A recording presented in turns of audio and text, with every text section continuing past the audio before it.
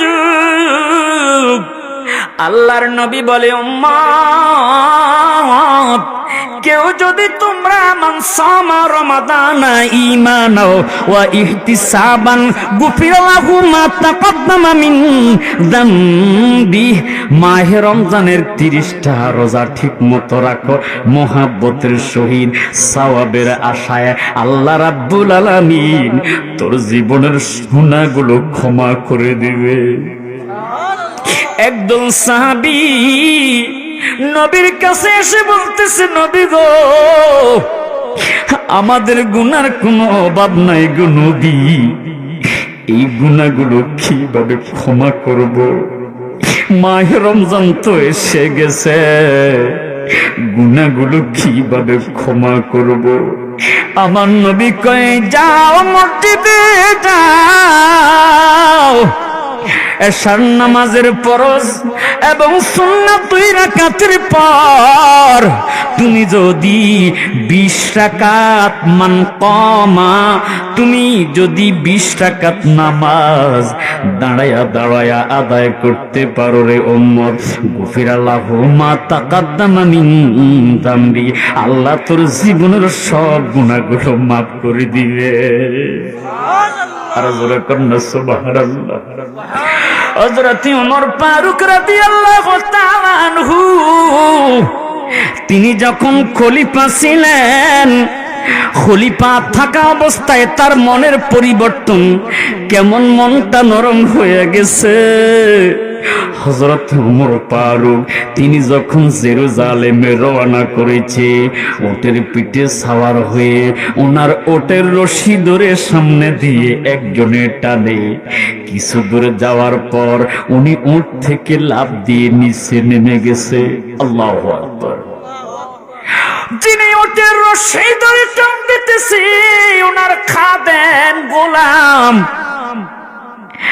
ডেকে বলতেছে ও খাদেম, জি হুজুর তুমি ওটের পিঠে উঠে যাও, আমি তোমার ওটের রশি ধরে টানবো। আল্লাহু আকবার। আরেকটু জোরে বলুন আল্লাহু আকবার। হুজুর আপনি কেমন কথা বলতেছেন? চোখের পানি ছেড়ে দিয়ে বলে, তুমি যেমন রক্তে মাংসে গড়া মানুষ, আমিও তো রক্ত মাংসে গড়া মানুষ। তোমার যেমন বিশ্রামের প্রয়োজন, আমারও তো বিশ্রামের প্রয়োজন। তোমার যেমন আরামের প্রয়োজন, আমারও আরামের প্রয়োজন। তুমি উঠে পিঠে উঠে যাও, কিছু দূর যাওয়ার পর আমি ক্লান্ত হলে তুমি আবার আমার উটের রশি ধরে টানবে, আমি উটের উপর থাকবো। জোরে কোন আল্লাহু আকবার। আর এখন নির্বাচন আসতেছে, অনলাইন গরম, ফেসবুক গরম, এক একজনের এক একটা বক্তব্য। কথা কোন ঠিক না ঠিক? কেউ কয় আমি পায়ে হেঁটে সংসদের মধ্যে যাব, কেউ বলে আমি রিকশায় করে সংসদের মধ্যে যাব, আমি আমি গাড়ির মধ্যে উঠবো না। যদি বাস্তবে দেখাইতে পারেন মানুষ বুঝবে ঠিক, না শুনতেই দেরি। হযরত ওমর ফারুক 2টা চোখের পানি ছেড়ে দিয়ে কাঁদতে শুরু করেছে। আল্লাহু আকবার। আরেকটু জোরে জোরে কন্যা আল্লাহু আকবার। হযরত ওমর ফারুক দৌড়াইয়া চলে গেছে বাইতুল মালের মধ্যে যাইয়া 1 বস্তা আটা নিজের মাথার মধ্যে নিয়া ওই মহিলার ঘরের দরজার সামনে ডাক দিলেন, সালাম দিলেন, আসসালামু আলাইকুম ইয়া আহলাল বাইত। মা গো দরজা খোলেন। মহিলাটা দরজা খুলেছে। মা এই নেন আটার বস্তা, বাচ্চাদেরকে ঘুম থেকে উঠাইয়া আপনি রুটি বানাইয়া খাওয়ান। জোরে কোন সুবহানাল্লাহ। বাবা তুমি কে?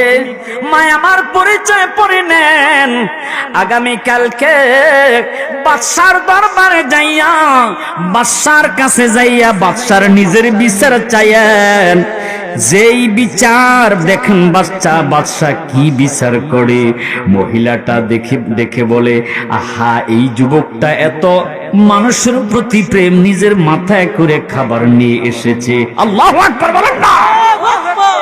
মহিলাটা পরের দিন যখন এবার বাদশাহ ওমর ফারুক রাদিয়াল্লাহু তাআলা আনহু, আহা অর্ধ জাহানের খলিফা হযরত ওমর ফারুক রাদিয়াল্লাহু তাআলা আনহুর দরবারের মধ্যে গিয়েছে, যাইয়া দেখে রে রাতের বেলা যেই লোকটা মাথায় করে আটার বস্তা এনেছে, তিনি তো দেখি সিংহাসনের মধ্যে বসে আছে।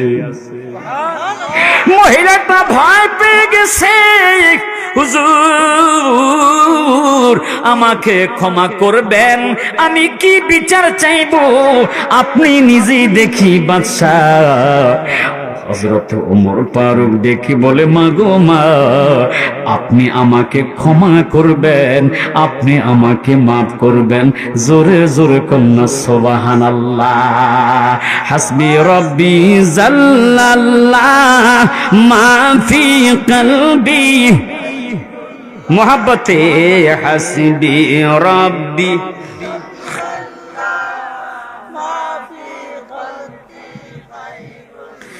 নূর মুহাম্মদ সাল্লাল্লাহ, জোরে নূর মুহাম্মদ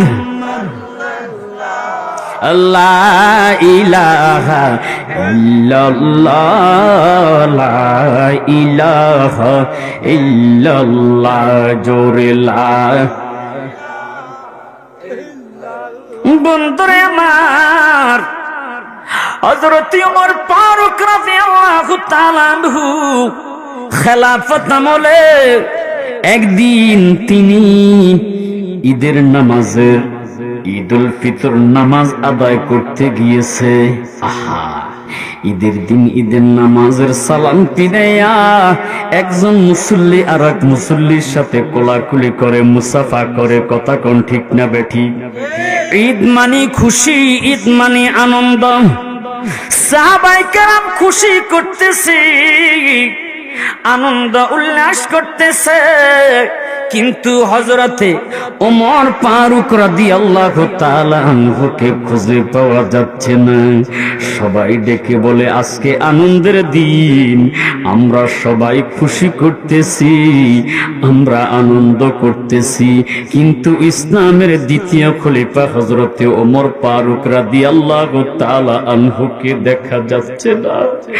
সবাই দৌড়াইয়া চলে গেছে হযরত ওমর ফারুক রাদিয়াল্লাহু তাআলা আনহুর হুজরা খানার সামনে, দরজার সামনে যাইয়া দেখে রে হযরত ওমর ফারুক রাদিয়াল্লাহু তাআলা আনহু ঘরের দরজা লাগাইয়া তিনি হাউমাউ করে কাঁদতেছে। আল্লাহু আকবার বলেন, আরেকটু জোরে জোরে কন্যা আল্লাহু আকবার। হুজুর দরজা খোলেন, কেন কাঁদেন? আজকে ঈদের দিন। হযরত ওমর ফারুক রাদিয়াল্লাহু তাআলা আনহু ডেকে বলে, আহা আমি কেন খুশি হব রে? একটা মাস রোজা রেখেছি, জানি না আমার রোজাগুলো আল্লাহ পাক কবুল করেছে কিনা। খুশি তো তিনি হবে যার রোজাগুলো আল্লাহ পাক কবুল করেছে। আর একটু জোরে খান আল্লাহু আকবার, আর একটু মহাব্বতে বলেন আলহামদুলিল্লাহ। এই মাহে রমজানের রোজাগুলো আমরা ঠিক মতো রাখতে চাই কি চাই না? সবাই বলেন, রাখতে চাই কি চাই না? আহা সেই রোজা আমাদের কাছে আসতেছে। কথা কোন ঠিক না বেরি? সবাই আমার সাথে একটু বলেন, রমজান এলো, রমজান এলো, এলো মাহে রমজান। আহ রমজান আসতেছে, আর বেশি দূরে নাই।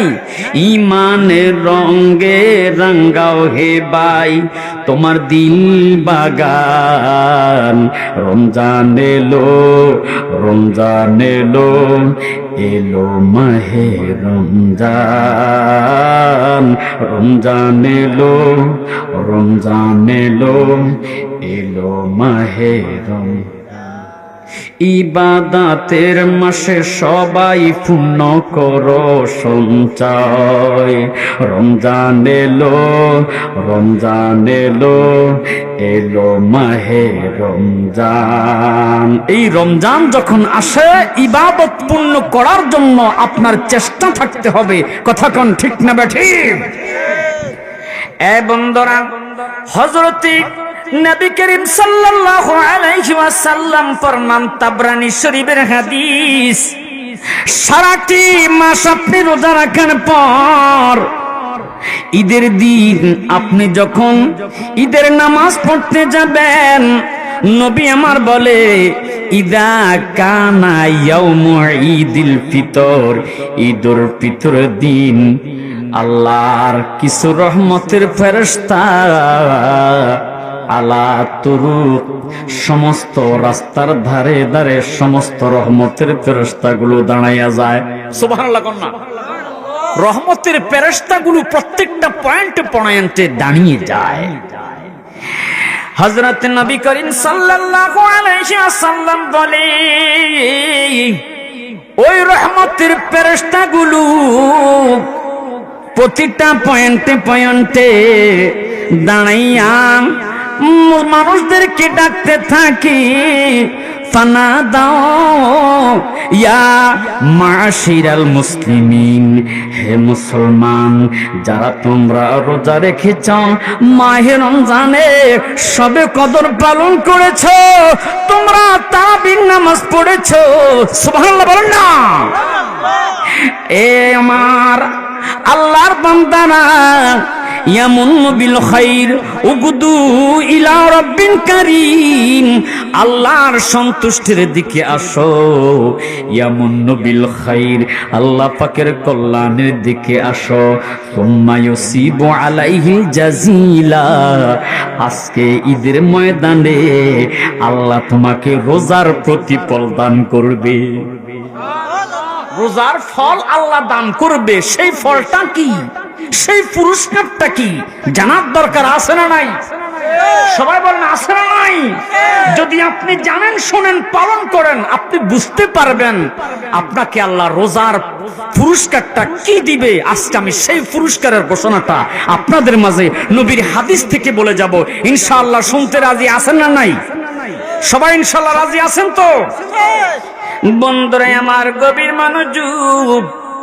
ফেরেশতা ডেকে বলে, লাকাদ উমিরতুম বিল কিয়াম, হে আল্লাহর বান্দারা, আল্লাহ তোমাদেরকে রাতের বেলা নফল নামাজ পড়তে বলেছে, তোমাদেরকে তারাবি পড়তে বলেছে, তোমরা এশার নামাজও পড়েছ, তোমরা তারাবির নামাজও পড়েছ, ফাকুনতুম, তোমরা আল্লাহর ইবাদত করেছ রাতের বেলা।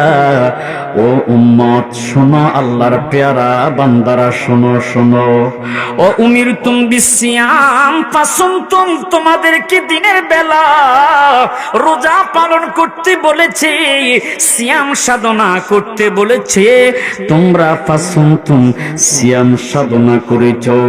দুপুর বেলা প্রখর রৌদ্রের মধ্যে রোজা রাখা অবস্থায় তোমাদের সামনে সাদা পানি, তোমাদের পানি পান করতে মন চেয়েছে, এরপর তোমরা আল্লাহর ভয়ে পানি পান করো নাই। যেরকম সুবহানাল্লাহ। ঘরের মধ্যে খাবারের অভাব নাই, আল্লাহর ভয়ে তোমরা খাবার খাও নাই রে।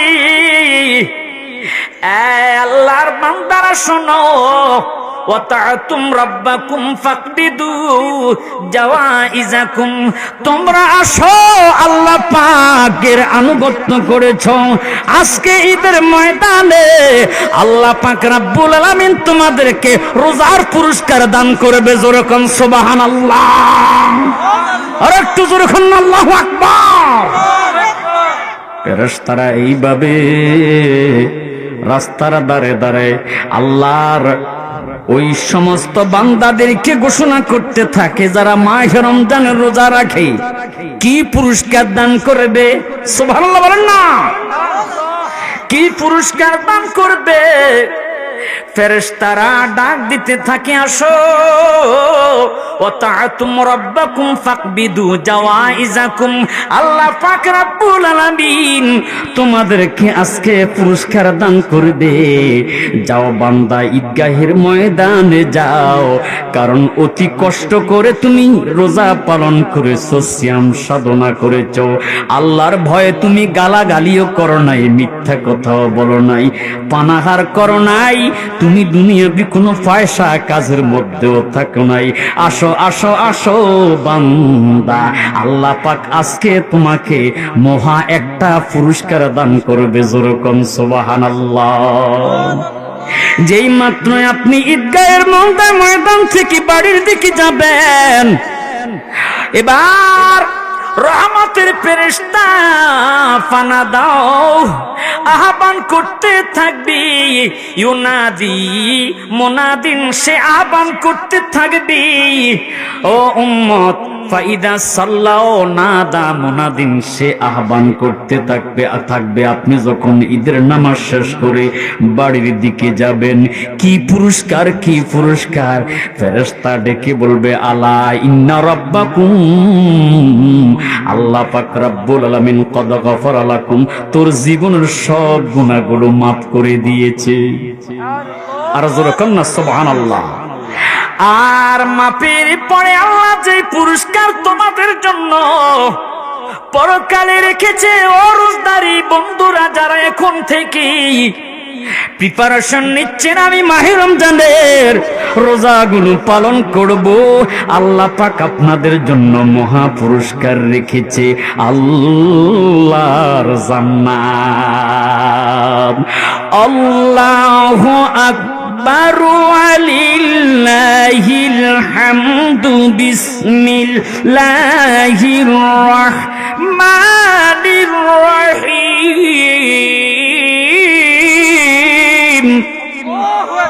ফালা তা'লামু নাফসুম মা উখফিয়া লাহুম মিন কুররাতি আ'য়ুনিন জাযাআম বিমা কানু ইয়া'মালুন। এমন পুরস্কার, এমন জান্নাত, যেই জান্নাতের মধ্যে আল্লাহ আপনার জন্য এমন এমন নিয়ামত রেখেছে। ও বন্ধুরা আমার, যেই হাউজে কাউসার একবার পান করলে কিয়ামত পর্যন্ত আর পানি পান করতে হবে না, এমন শরবত, এমন এমন ফল আল্লাহ জান্নাতে রেখেছে। গাছে উঠতে হবে না, শুধু ফলের দিকে তাকাইবেন, ফলটা ছিঁড়ে আপনার মুখের কাছে চলে আসবে, হা করবেন অটোমেটিক চলে যাবে, মুখের মধ্যে ঢুকে যাবে, আপনি পেট ভরে খাবেন। আল্লাহু আকবার বলেন না। এ আল্লাহর বান্দা, আপনি পেট ভরে খাবেন, পায়খানার প্রয়োজন হবে না, প্রস্রাবের প্রয়োজন হবে না, একটা ঢেকুর মারবেন, আপনার পেটের সব খাবারগুলো হজম হয়ে যাবে।